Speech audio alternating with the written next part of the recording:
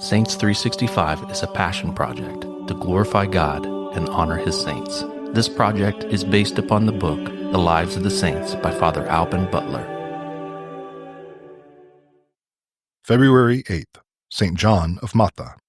The life of St. John of Matha was one long course of self-sacrifice for the glory of God and the good of his neighbor. As a child, his chief delight was serving the poor, and he often told them he had come into the world for no other end but to wash their feet.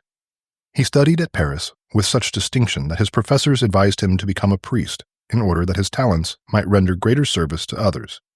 And for this end, John gladly sacrificed his high rank and other worldly advantages.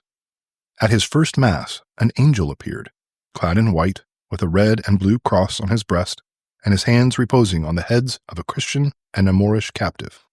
To ascertain what this signified, John repaired to St. Felix of Valois, a holy hermit living near Meaux, under whose direction he led a life of extreme penance.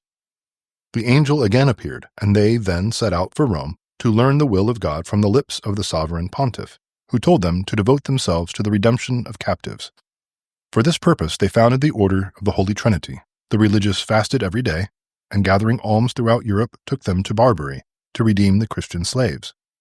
They devoted themselves also to the sick and prisoners in all countries.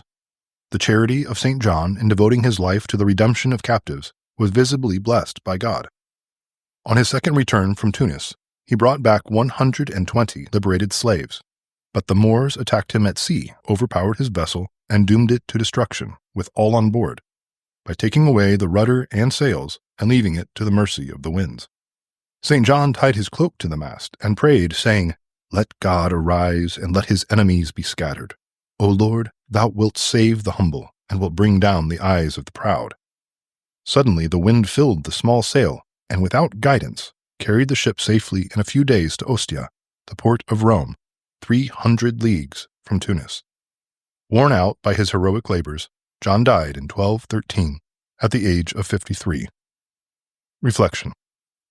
Let us never forget that our blessed Lord bade us love our neighbor not only as ourselves, but as he loved us, who afterwards sacrificed himself for us. St. John of Matha, pray for us. Saints 365 is narrated by Rob Roller, edited by Josh Bach, and produced by Our Local Parish Productions. Funding for this project is made possible by Catholic businesses.